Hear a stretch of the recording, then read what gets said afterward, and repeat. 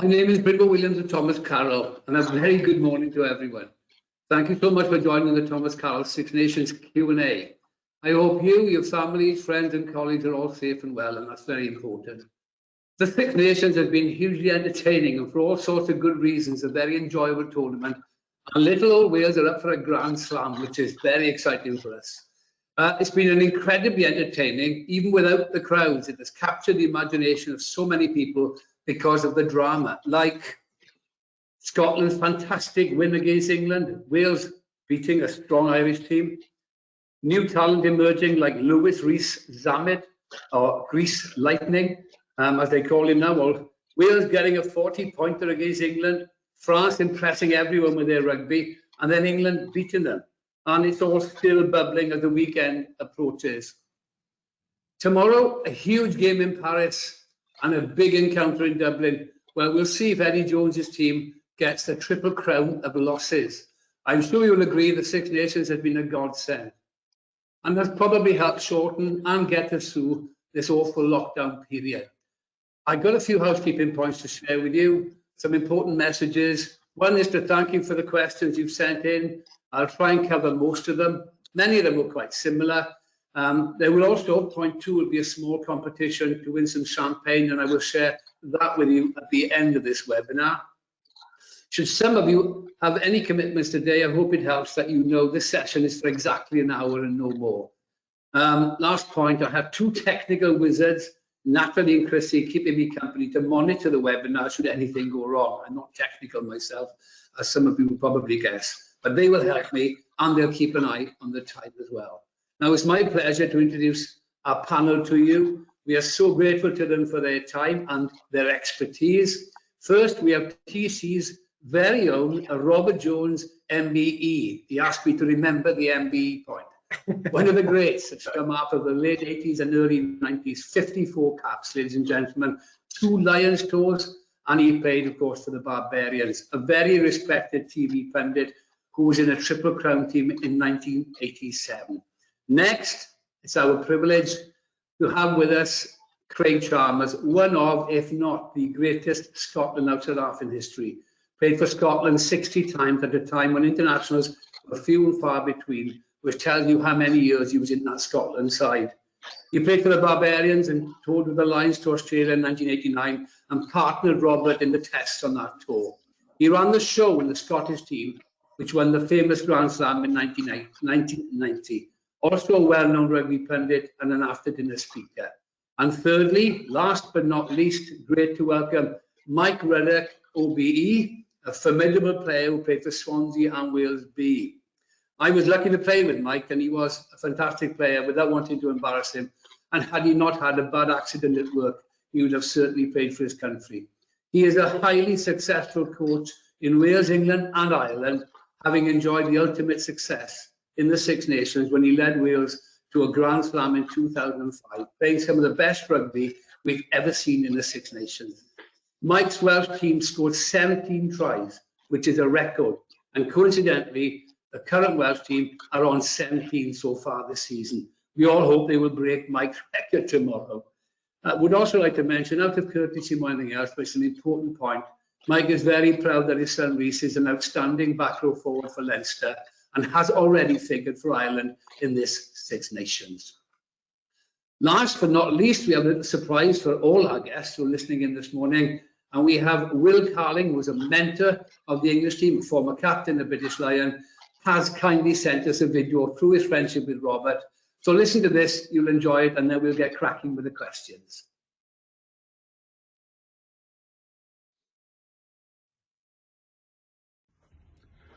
Hi all, Will Carling. Robert has asked me to give my predictions for the weekend, as if I know anything. So I'll try and sound relatively informed, obviously, which I'm not. I think Scotland will win quite comfortably against Italy. Put a huge amount of effort in against Ireland and did incredibly well to get back to drawing the match, and then sadly, crazy mistake, threw it away. Obviously massively biased, so we'll love to think that England will carry on improvement against the Irish. I know the Irish are 2 big players down, but I'd like to think there's plenty of improvement left in England, and hopefully we'll see that. Well, hopefully, if you're English. And I think they'll finish with a win in Dublin. And then the big game, would love to go for the popular vote, because it would make a difference in Wales. But being blunt, I think the French are the most dangerous side in the Championship. I think their attack is incredible. When I was watching the game at the weekend, the 2 younger kids both looked at me after the second try and said, "What did we do wrong then?" I said, "Not a lot." They are incredible, and I think they're focused for this one. So if their fitness holds up against the Welsh, I think the French might ruin Grand Slam ambitions, which means if they don't, we can all laugh at this anyway. But I think it's going to be a hell of a game. A great finish to the Welsh campaign, which has already yielded a Triple Crown, which I'm really pleased for you about. Anyway, enjoy the weekend's rugby. Have a great time and stay safe. Cheers. Well, thank you, Will, and thank you, Rob, for arranging that. It's thought-provoking stuff from Will Carding, but maybe easy to guess what he was going to say. But very sincere, fairness, apart from the sarcasm at the end regarding a potential Grand Slam for Wales. I'll come to you first, Rob. Can Wales beat France tomorrow? I think they can, Bryn. I think Wales have, slowly almost trudged their way through the first couple of games. They haven't performed particularly well, but there's no doubt that Wales have a resilience. They've got a huge amount of experience in the side, and perhaps more than any other team in the Championship, they have a huge amount of leadership qualities. Not just with your Alan Wyn-Jones, but your Faletau, your Tipperick, your Ken Owens, and then even into the back line where we've got the experience of bigger Liam Williams, and perhaps a guy who hasn't performed individually brilliantly well, but is so important, I think, to Wales, and that's Jonathan Davies in midfield. He's certainly nowhere near as good as he can be, but he galvanises a lot of what happens. He controls defence, and which has been so good with them. And I just think, with a Grand Slam there for them to take, and they go into a difficult place. They're playing against a great side. But I just think the leadership qualities, their resilience, their ability just to hang on in there when they're under pressure will see us through. So I'm pretty confident that we'll win. Marginally, it won't be huge in terms of the deficit in scoreline, but it'll be a cracking game, no doubt about that. Well, the evidence of what we've seen already, though, I can't see that we're good enough to beat France. I'm not being disloyal to Wales, but I just think France look phenomenal. I know they lost to England, but they're exciting everybody in world rugby. And Craig, I'll ask you, they're playing under lights tomorrow. So that will help the French, because that if you want to beat the France in Paris, you've got to get the crowd on your side. There's no crowd, but the players won't see that there's no crowd, although there won't be a noise. What are your views on tomorrow's match? Do you think you can beat them? Oh yeah, I do, certainly do. I think you look at the first 2 games, the Irish game that you had. You obviously there's 14 man sent off, big advantage. Wales got through that game. Second game against Scotland, players sent off again. Wales came back in that game. They've shown a lot of resilience in this tournament so far, and I think Rob mentioned it. I think the one thing, apart from the talent they've got in the squad, the experience they have in that squad, that Welsh squad, the Faletaus, the Alan Wyn-Joneses, Ken Owens, North, Liam, all these guys that Rob's mentioned. I think that's going to be the difference tomorrow night. You look at the French team; it's still a very young French team, very talented, the most talented team probably in the world, maybe outside the All Blacks. But they're really, they're really pushing them for that tag at the moment. I think they were very unlucky last weekend in Twickenham. I think they were the better team, but England got on a different level from what they've been at the last 2 or 3 weeks. So no, I totally believe that you guys can do it, and I think if your big players play well tomorrow, I think that the rest will follow. And these leaders that you've got in the team, they've been there, they've seen it, they've done it. Why not why can't they do it again? They know how to win a Grand Slam, most of these guys. So yeah, I'm fully confident you're going to go over there and win. Well, I hope you're right, Craig. I've got to ask Mike with his coaching hat on. How would you have assessed our chances in readiness for tomorrow with what you've seen so far? Yeah, well, first of all, Bryn, I just want to sort of agree with the lads. I think Wales have got every chance. Do you know what? We're the fittest team in the Six Nations. I think we've shown that coming back so strongly in the second half, and particularly against England as well. And we're the most improved team in the Six Nations. Like in the autumn, things weren't going well for us. We've been written off, and it reminded me a bit of 2005. You know, when no one expected us to win the Grand Slam, and I certainly didn't expect us to win the Grand Slam. But I knew we were improving. You know, we'd run New Zealand close, we'd run lost by a point, run South Africa close, lost by 2. So there was no pressure on us. We came in and we just tried to improve every game, and that's what Wales have done. I think they've done it, you know, really well. They've had a lot of good fortune along the way. Let's be honest. You know, a couple of red cards have allowed them to get that momentum. A couple of refereeing decisions against England. Hey, but you make your luck and you ride your luck and you improve, and suddenly, like the guys have said, you know, we got 14 guys starting that game who won Grand Slams. We got coaches who've won Grand Slams. They will really fancy their chances. As you said, Bryn, there's no crowd there to get on your back and unsettle you. So, you know, I think this is a perfect opportunity for Wales to get out there. And the longer Wales are in the game, you know, the more they'll believe that it's going to happen, and the more fans will think that, hey, you know, it's just not our year after all. What do you think, Mike, needs to happen in the first half hour when we watch that game unfold? What will give us an indication that perhaps Wales will win this game, and we hope they will, of course. You know, what has to happen, because they are a very physical French pack, they're huge, and there is so much skill behind the scrum. How do you see that unfolding in that first half an hour? Well, again, going back to our improvements, it's been obvious we've been the best disciplined team in the Six Nations. Our tackle height has been good, our consistency at tackle, and we've much improved defensively with Gethin Jenkins coming in. He's done a fantastic job. So the key really is, you know, to dominate the collisions, because then that denies France that 2-second ruck. Because if you give them 2-second ruck time after time, they're going to burn you up with the qualities they've got. So slowing that ruck ball down by dominating collisions will be a massive go-to. Being disciplined so France can't pin you in the corners, get the foothold in the territory. We've seen what happens. That can be, you know, a cycle of doom for a team. If you start giving away penalties in the middle third, Scotland did it against Wales after, you know, starting so well. They started giving penalties in the middle third. You know, size get into your 22, the catch and drive, the pick and go, the inevitable cycle of another penalty, yellow card. Next thing you score. You know, that's the way the rugby has gone a bit. You know, for us romantics who like to see, you know, tries from 80, 90 yards, they few and far between. It tends to be the discipline, the physicality, the foothold that gives you the platform to score. But France, having said that, France can score from 70, 80 yards if you give them the green quality ball, if you give them turnovers. So our accuracy there will be important. And then my last point, Bryn, going back to the fitness, France played ever so well against England in that first half. They were fantastic. And in fairness, England played well too in that first half. And just one point on the referee, he was a boy called Andrew Brace. I thought he refereed the ruck superbly, the breakdown, so both sides could play off 2-second ruck ball. And he's originally from Cardiff. He's an Irish referee, but I had him in the All-Ireland League with Lansdowne.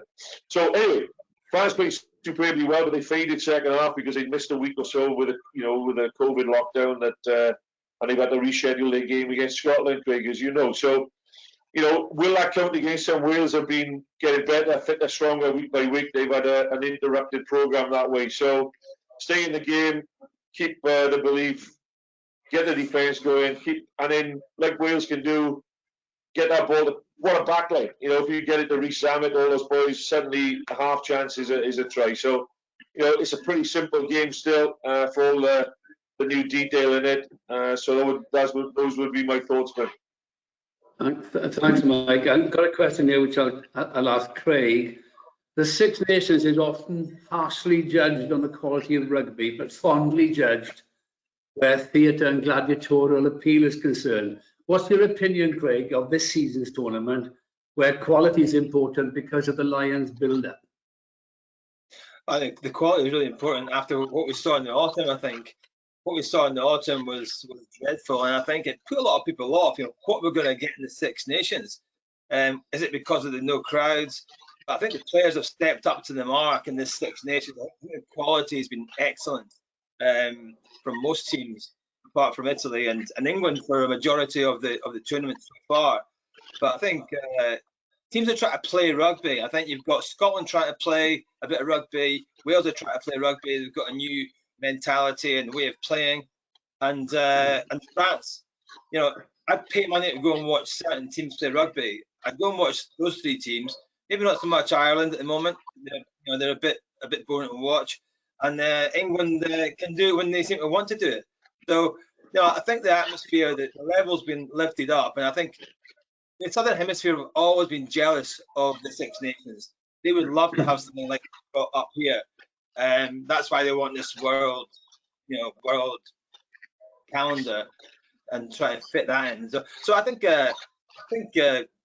quality's been great. It's just a pity the fans haven't been in there, because some of these games that we've witnessed this year, the fans, we just missed those days in Edinburgh and Cardiff and Dublin and Twickenham, before, after.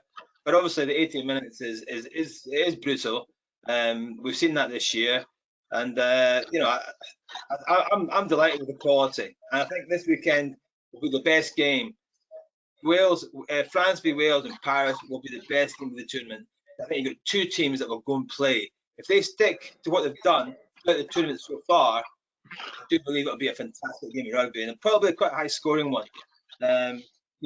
28, 25, that kind of score. But that's a kind of, I'm delighted with the quality. Really am.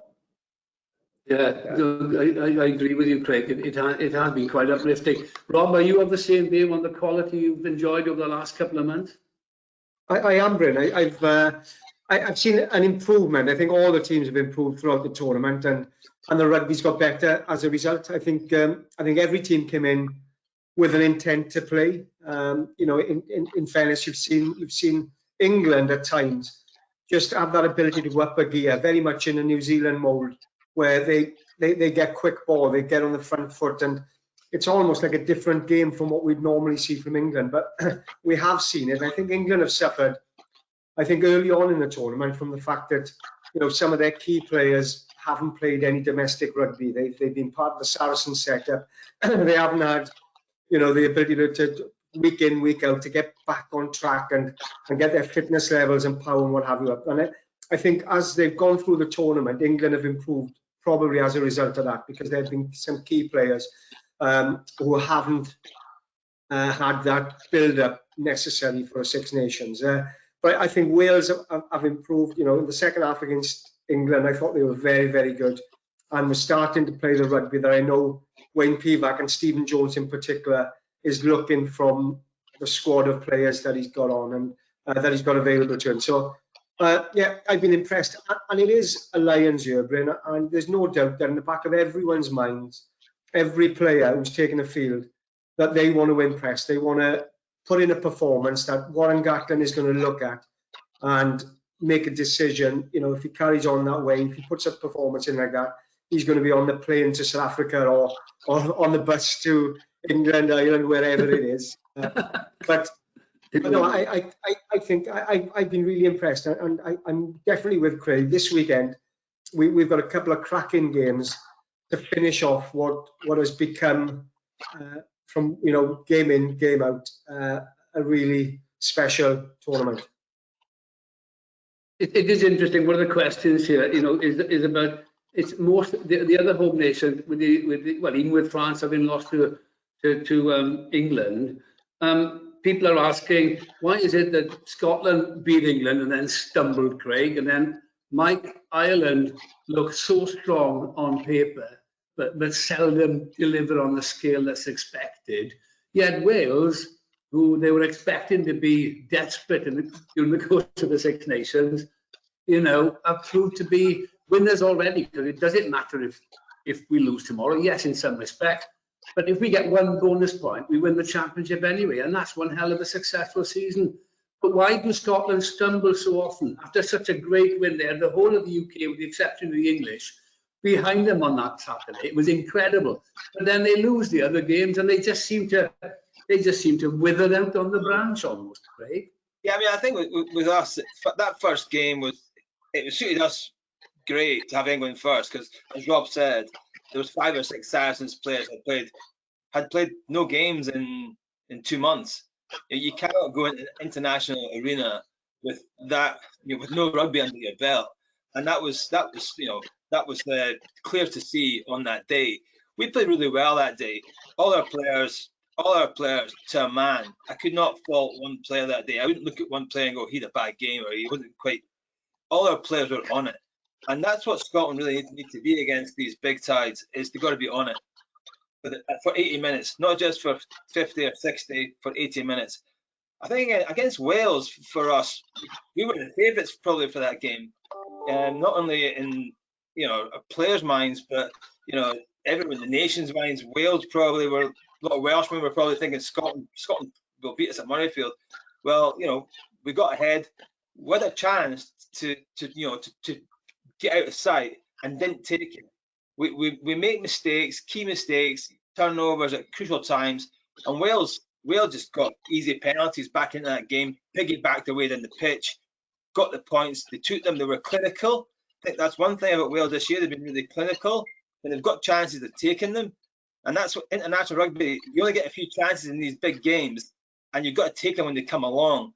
So, we went into Irish game with we were evens probably for that game. We get behind, come back, we look good. We're so hit and miss. We're so inconsistent. And we've been like that for the last 20 years, People say we were favourites last week against Ireland. Well, I'm not sure we were, because we've only beaten them one time in the last 10 years in the Six Nations. So I think the Irish coming over here are probably pretty confident they're going to beat us at Murrayfield. Listen, we're just so inconsistent. Our players have got to get their heads in the gear more often. We've got the ability, we can do it. We've got some great players, but we can't do it on a consistency basis. New coach. Gregor will be there to the World Cup for sure, I reckon. I think it might be different. The World Cup was really poor for us, not getting out of the group, losing to Japan and Ireland, obviously, in that first game of the tournament. But Gregor was under pressure then. He lost 1 or 2 of his lieutenants. Some of the assistant coaches were lost at that point. He went their own way. I'm not sure why. But he's got Steve Tandy in as defensive coach. He's doing a great job. And John Dale, my old forwards coach at Melrose, he's the forwards coach, and he was doing a great job until last week when they lost a lot of lineouts. So they've got a good young team there. The scummaging has improved. So we've got good players. We just got to do it on a consistent basis. We must. He's made 1 or 2 changes for this weekend against Italy. I just hope we don't take them too lightly, because Italy have been poor, don't get me wrong, but they can attack. They can score tries. If they can sort out the defence and the fitness, then they'll be decent. But at the moment, they just can't do that. They can't defend, and they can't stop giving penalties away. So. Thanks, Craig. Mike, I know you're Welsh at heart, of course, but you're very close to the Irish team.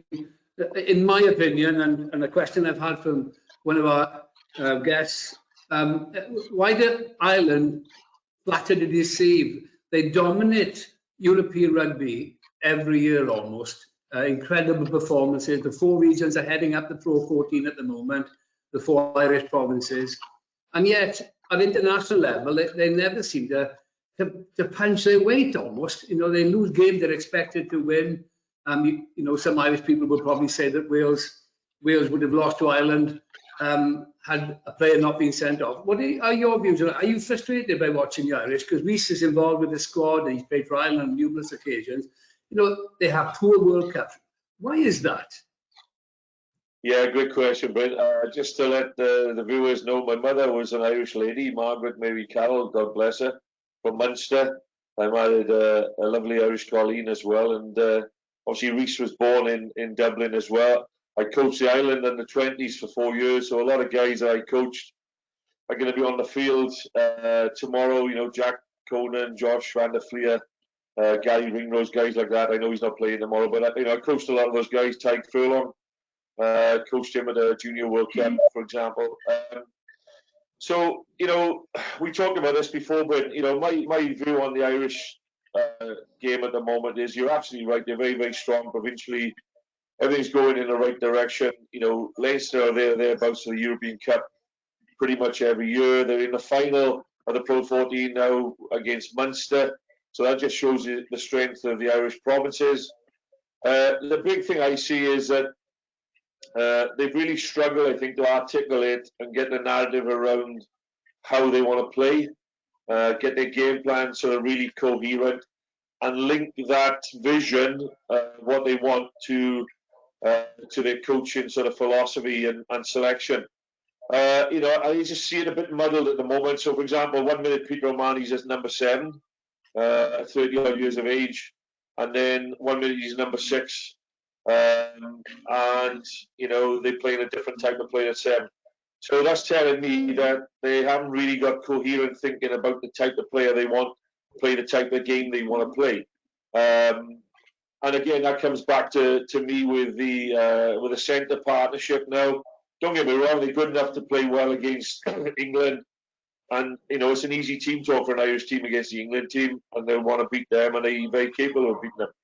But can you win the World Cup with two exceptional players, but with Bundy Aki and Robbie Henshaw, again, who I coached for the under-20s, who was the full-back in those days? Can you coach those to win a World Cup when you're against the likes of combinations that, say, Wales have got and France have got at the moment? To me, they're two very, very, very big physical guys. They'll stop other teams all day and they'll run hard, but will they have the fluent, silky passing skills to unleash players away on the wing? And then you've got some of the overseas contingent. When you talk about that Welsh dressing room this weekend, pretty much every one of those guys have been born, bred, or grown up, or whatever in Wales, and that's going to make a difference, guys. Whatever you say, when you're in that changing room, when you come to the half time, and you've got that goal on your horizon, that hoil is going to be massive. So I just see a bit of muddle thinking around linking the selection to the vision, and again, succession planning, failure to find people. You're a year or two away from a World Cup, like who's the number 2-10. When Johnny Sexton plays as he did against Scotland, Ireland will fire. If he doesn't play, then they just look a shadow of the team. Yeah. And Rob, I'll come to you. Thanks, Mike. Very interesting.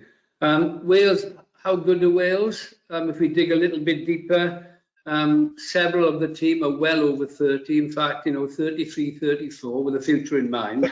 The boys, Craig and Mike have said the experience in the team and the fact that they've won Grand Slams before will help them tomorrow. Did you truly believe that? Because Liam Williams is 29 now. Gareth Davis has come off, is 31. Ken Owen is 33. Alan Wynne is 35. Jonathan Davis is 32. Bigger is 31. I know it doesn't matter for tomorrow, but are we as happy as some people suggest that the youngsters are coming through? There is the winger, Lewis Rees-Summit. Are others coming through anywhere? I know Kieran Hardy's injured. He's up and coming. Thomas Williams is only 25. It's not a young team. And I think from a French perspective, they should be pretty excited about the youth in their team with tomorrow in mind and perhaps the future in mind. Do you have any views on that? Because we've got a bit of a dated team doing well in effect. I think there's a couple of questions. Right? If it's about the present, as I said, the leadership, the experience and things like that will help us win through probably over the course of the next 12 months or so. And then beyond that, there's some major rebuilding issues, I think, that we have to address. But to some degree, I'd like to think that Wayne Pivac have started to address them with some of the youngsters, your Callum Sheedy's, your Keelan Hardy's, Thomas Williams has been around for a little while now. But there are some new players coming through the system. My concern would be in midfield. I don't know how strong we are in midfield, Bryn. You know, we've got Jonathan Davis and George North, who are, again, in that experienced, older statesman type age. We haven't got many youngsters that I can see within the current Welsh system who are going to make a huge difference. Maybe Kieran Williams down in the Ospreys, who looks a talented player. So I think that there's a balance. Wayne Pivac will want to develop a team, a successful team, over a period of time. There's no doubt about that. But you're not going to throw youngsters in all at one go. That's not the way to do it. You have to have the balance. And at the moment, the likes of Alun Wyn Jones are still so important to Wales. He's still got the same energy and qualities that he's shown for the last 3 or 4 years, despite his age. Justin Tipuric probably in the same mold. So it's getting the youngsters alongside the experience. And I think Mike just mentioned about a vision and a plan, and there has to be a vision and a plan. There has to be a succession.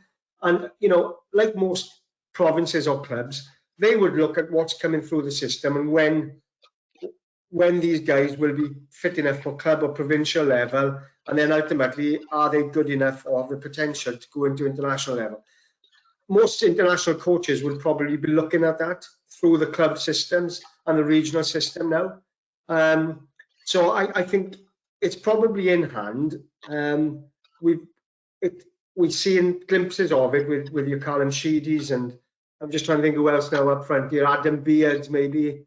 You know, these aren't youngsters, 20-year-olds that we've seen in France, or 21-year-olds like Entamax and Jalibert and what have you. But they're guys who are new and fresh on the international scene and are starting to demonstrate some quality. So the next World Cup and the World Cup after have to be part and parcel of any international coach's mind. I mean, Mike, you might be able to add to that, I think, Mike, in terms of, you know, even your involvement with the Ospreys and what you were seeing, and maybe any involvement you have with the coaching team with the Welsh setup.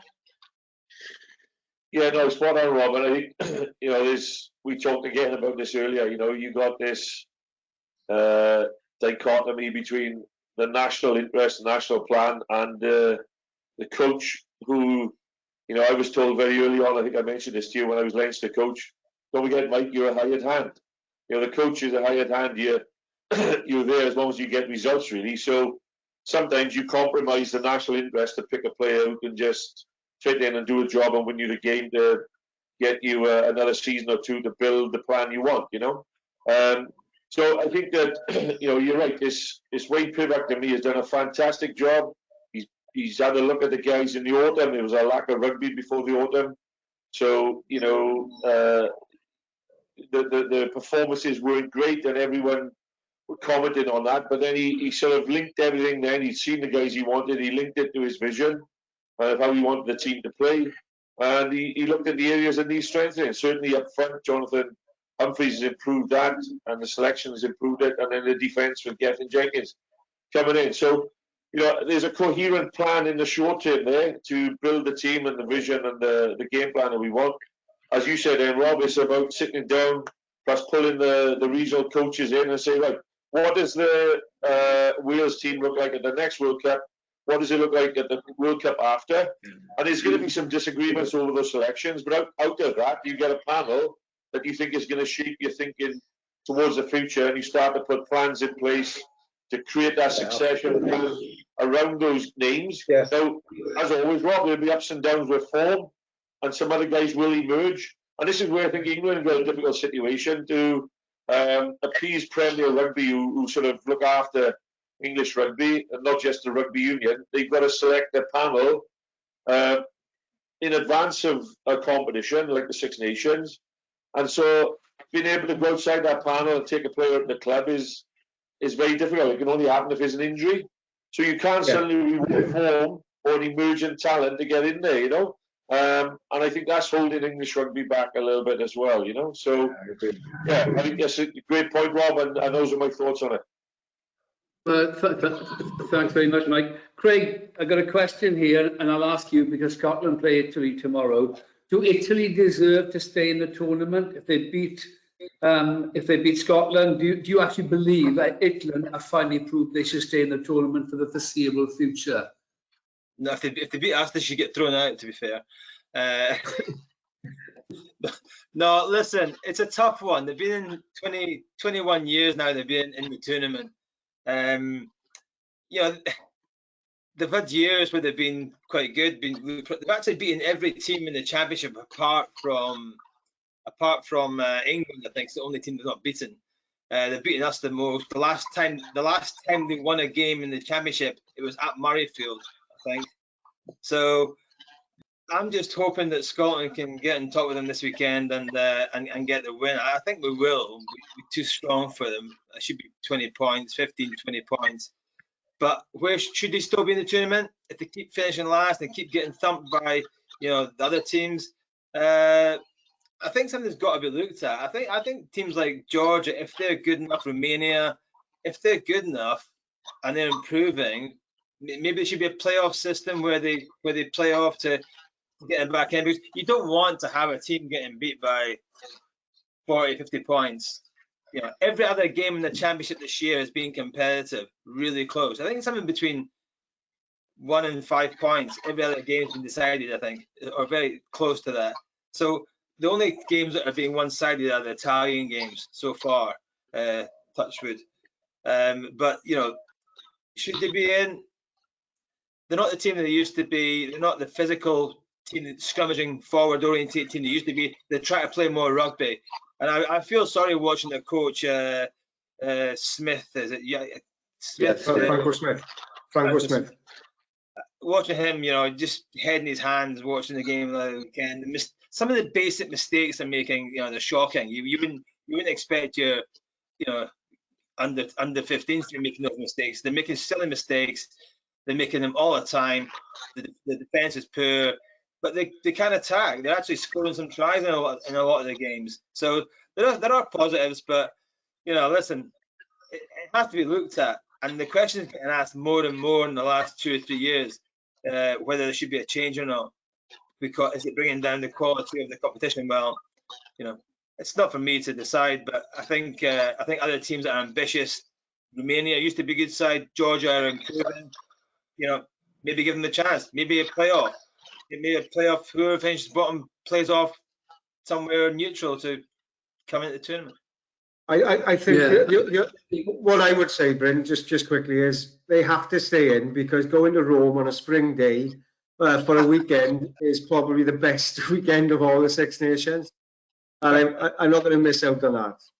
What about the Murrayfield? Yeah, where are you from? You're a Swansea Valley boy from Trebarnos. I'd expect that from you. On that point, I suppose you don't normally see the game. You usually half cut.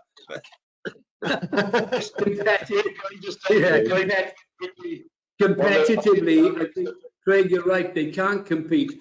But then if Italy are playing Wales in Cardiff, or playing England in Twickenham, or Murrayfield, or in Dublin, the grounds are full, and that's what dictates their involvement, is that they're still generating a lot of income, probably. Although I hate to see them lose so badly. I mean, you know probably that Parise, one of the greatest number 8s in history, out of his 87 caps or whatever it was, he lost 81 of his games, which is tragic in some ways. They've also had some big forwards, big props, big second rows, some great back rows back in the early 90s and such like. So I do think that they've had good players, but the shift, there's been a change in where they're strong. I think they're stronger in the backs now at times. They actually look more dangerous in the backs than they've ever done. The ball used to never go past Diego Dominguez, or Stoica in the centre. They didn't really play much rugby back in the 90s, but they weren't in the Six Nations then, or the Five Nations as it was. So. Yeah, thanks. Mike, you've got something to say, and on the back of that, perhaps you tell us your thoughts on the England-Ireland game tomorrow. Yeah, I'm going to slightly go against Craig in that one. I do admire the way they play, but I think for stage one, if they want to stay in the tournament, they've got to become more credible in terms of their performances. And there's no doubt Italy were at their best when they had big scrummaging packs, big driving mauls. Diego at 10, Dominguez kicking all the goals, and just difficult to beat. Would be up, hard in defence and played a limited game. So I do agree with Craig, we want them to get to the next stage where they're scoring tries and everything else. But I think that, I would be of the mind I would bring in a more pragmatic sort of head coach to go back to a bit of that. And again, go linking it to vision. Because my problem with Italy is once they go try down, they can't play catch-up rugby. Yes, they pick up the odd try along the way, but that's the end of the game. So what you have to do in stage one, this is me talking as a coach, and don't, bear in mind, I love to see a team play really good rugby, but in stage one, you've got to play your sort of strengths, and I think that what they've got to do is get back to being really hard to beat, keep the ball longer. Prisnia, you mentioned, I remember him giving away 2 intercept tries from long passes. What is he good at? He's good at running hard with the ball. We're trying to get him to play like Fiji, when really they're more suited to play like Pontypool back in the day, Brett. Used to say about Pontypool. What are your thoughts? Yeah, what? Sorry, Mike, coming back, I'd like to review from the three of you on this, because there's a question here about the England-Ireland game tomorrow. What are your thoughts on that game? Is that England seemed to play exceptionally well against France, especially in that second half. Ireland played well against Scotland.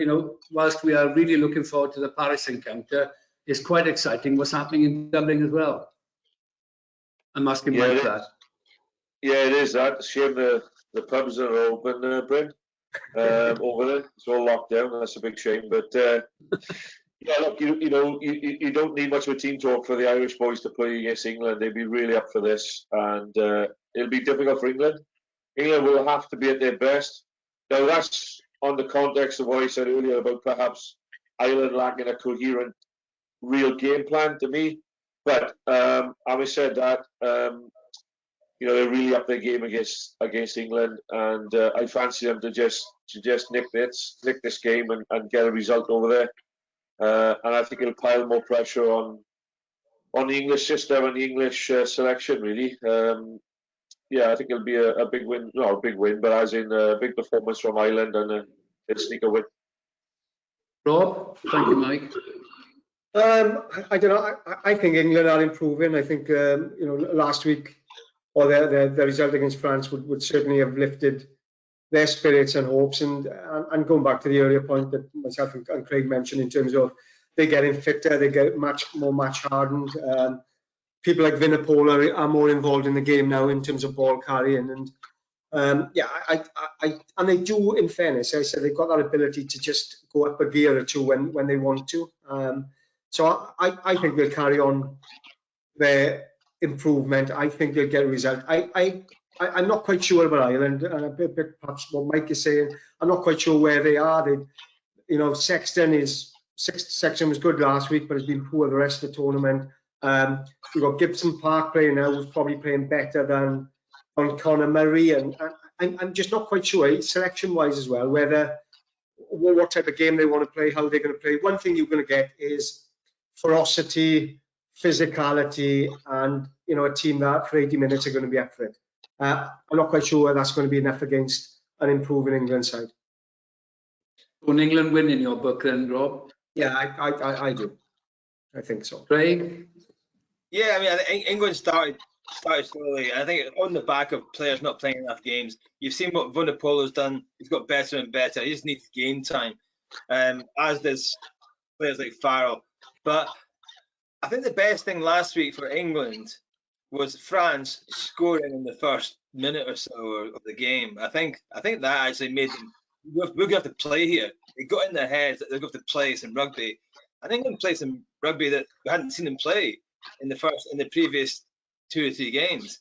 Last weekend, they picked up the pace. They're moving the ball far better. They were far more disciplined. I think, as Rob says, I think England are getting better, and I think they will win. I think they'll win tomorrow. I think Ireland are struggling for what kind of game they're actually trying to play. They're getting mixed up a little bit between the kicking from the halfbacks and trying to play a wider game with Mike Catt, the backs coach. So I think the players are still adjusting to the new coaches. I think it will take time. I don't think it'll happen for Ireland tomorrow at Twickenham, but I think it'll be a real quality game, a real high quality test match. It'll be physical. And I think the Irish forwards have been, they're always strong. Front row, back row. I mean, Tag Byrne, who's been pretty outstanding so far in this tournament for me. He plays in Wales, doesn't he? Play in Wales? He used to. He used to He play for Scarlett. He played for me in last really. So, I think they've got quality horses up front. They have, and obviously Reese has played his part, been involved. They've got real quality right across that back row, and not only in the team but in reserve as well. And then the backs, I think, are just a little bit at the moment, just a little bit not sure where they're going with them. Stockdale's back in. I think Stockdale's a good player, and he'll be glad to get back in the mix. Maybe to let Gatlin see what he's like for the Lions too. Because I think he'll go in the Lions. He'll be on the Lions too, home or away, if he proves his fitness. I think he's a good player. And I think Henshaw. I know what the boys are saying about Henshaw and Bundy. Very similar. They are very similar. But I think Henshaw has been one of Ireland's best players in this tournament, and he'd be the best 12 out there for me in the tournament. He'd be my starting 12 in the Lions if it was tomorrow, whatever. So I think it'll be a real tight test match, a real physical test match. But I think England are starting to get a bit of momentum. Thankfully, it's too late for them, but they will get a win tomorrow, I think, against Ireland. Sorry to say. We'll be happy. Thank you, Craig. We'll be happy. Just one of the questions. Well, there's a number of questions. People asking which players have stood out in the tournament to you three. I come to you, Rob, first. A couple of players, a couple of names that have stood out. I mean, some youngsters coming through and some established players who have really stepped up to the plate. Yeah. Well, I mean, Rhys Sammet is probably the one name that has been on everyone's lips, I think, from the start of this tournament, and he seems to be getting better and better. What I like about the fact is Pivac talks about he's still got defensive work to do in terms of developing his game, but certainly with ball in hand, he's electric. He's got great pace, and he's got a confidence that is developing as we go on. So I mean, he's certainly one. I've been impressed with Callum Sheedy as well when he's come on at 10.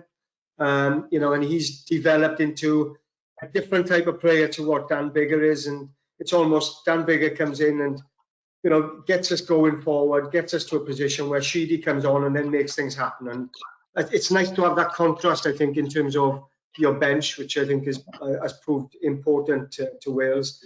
Yeah.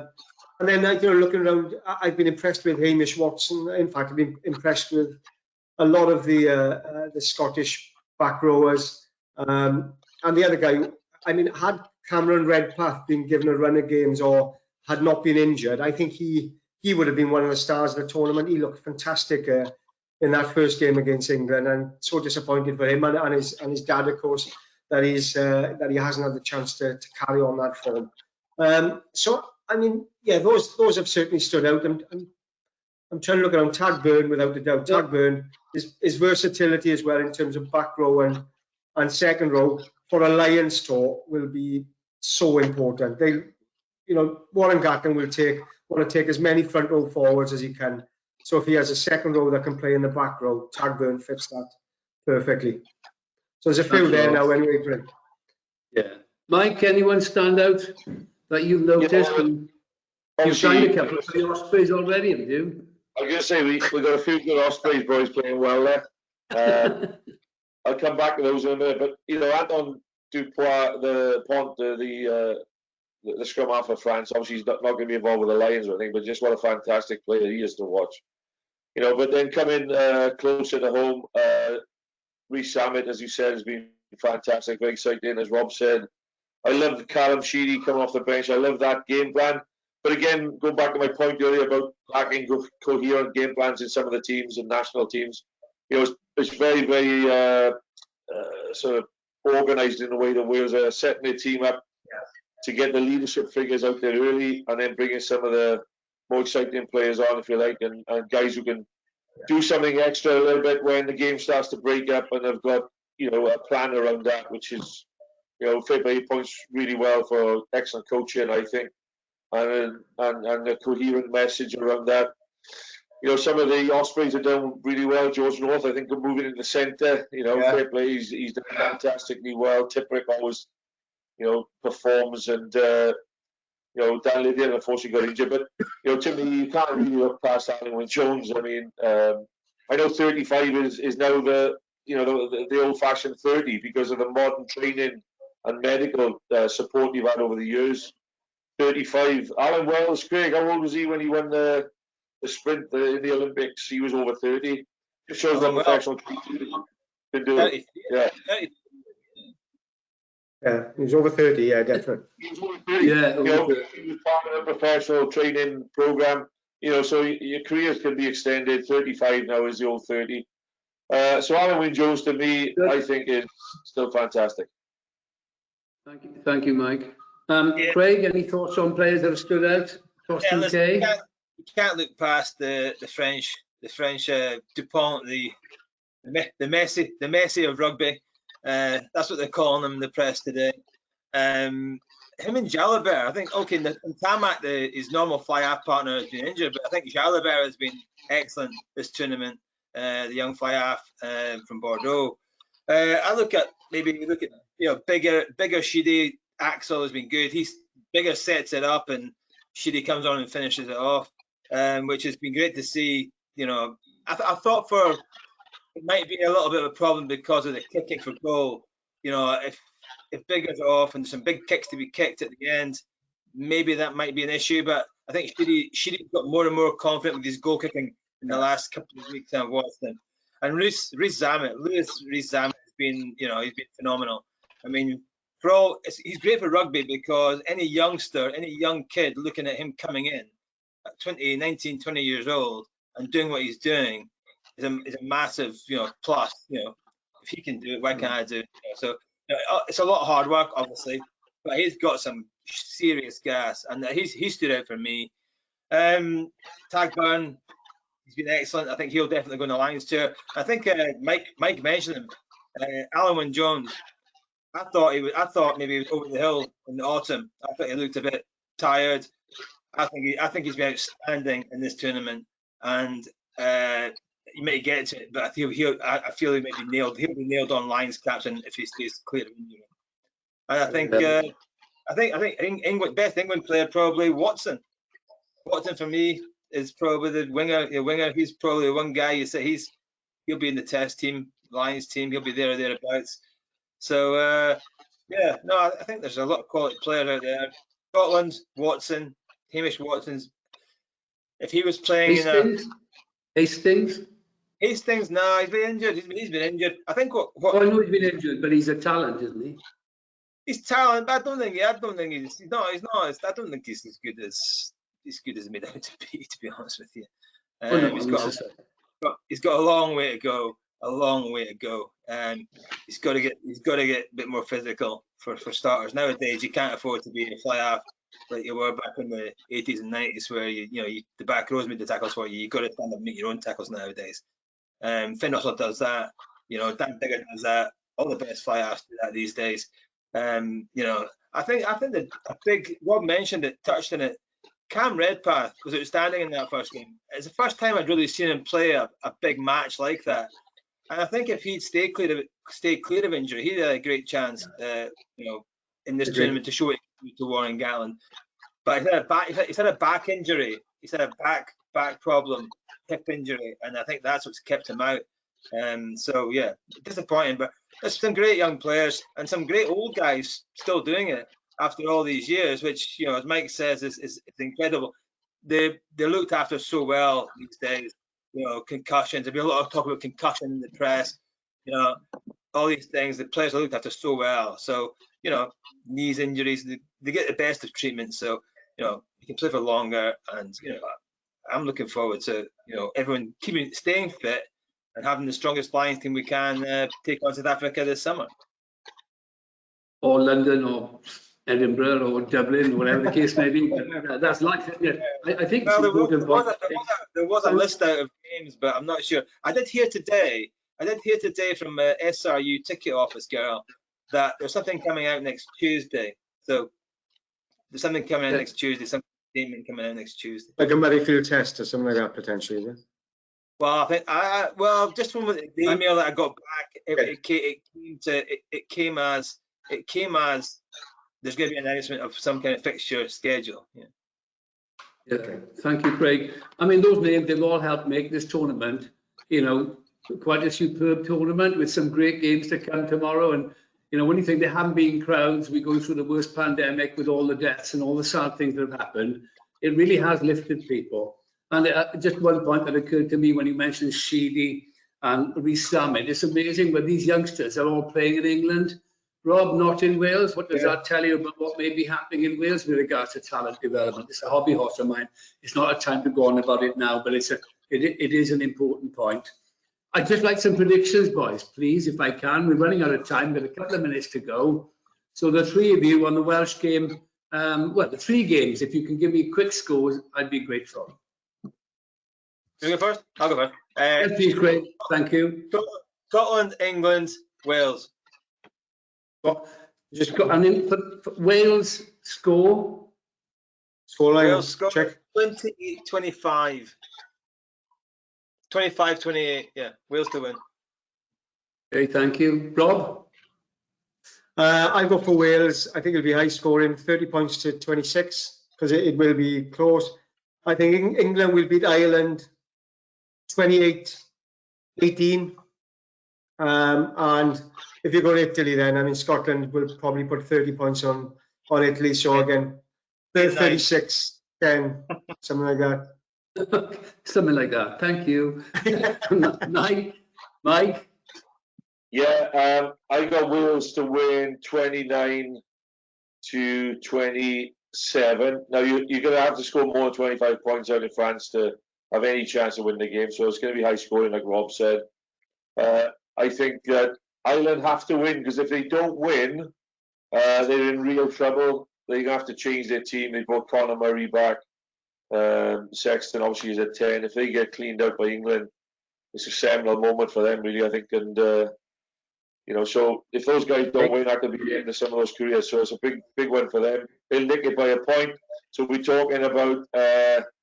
Thank you. The only you. one for Ireland. Wales, France, then. I've got to be aware of that. And then Scotland will hammer Italy. And if I was Lions coach, Scotland will hammer Italy. I'd say that could be 45-20. And if I was Lions coach, Bryn, the first two names on my team sheet would be Lloyd Williams at 9 and Rhys Reddick in the back row. There's a bottle of champagne coming your way, Michael. I've just one question here, which I won't put to you, but it's quite provoking. Somebody sent it in, saying how many of the Welsh team would get into this current French side. That's just food for thought. Can I, ladies and gentlemen, just share with you, we've got a little competition going on. It's only a bit of fun. We're offering you, the audience, a chance to predict some scores. There is a bottle of champagne available for each separate game. All you need to do is use the question box on your go-to webinar panel and enter your predictions. We can align it with your email address very easily. So a score for Wales, France, please. A score for England, Ireland, or Ireland, England, I should say, and a score for Scotland, Italy. There'll be a bottle of champagne for each person that gets, or the person that gets the scores more accurately or correct for that reason. So please respond to that. We'd love to have your thoughts on the scores, especially having listened to the three experts on the panel. And I'd just like to take the opportunity, Mike, Craig and Rob, thank you ever so much. Serious quality comments and great responses to the question. Have a great weekend, and let's hope we all get the results that we crave for. Thank you very much, and thank you, audience. Enjoy the weekend. Stay safe. Cheers, guys. Thank you.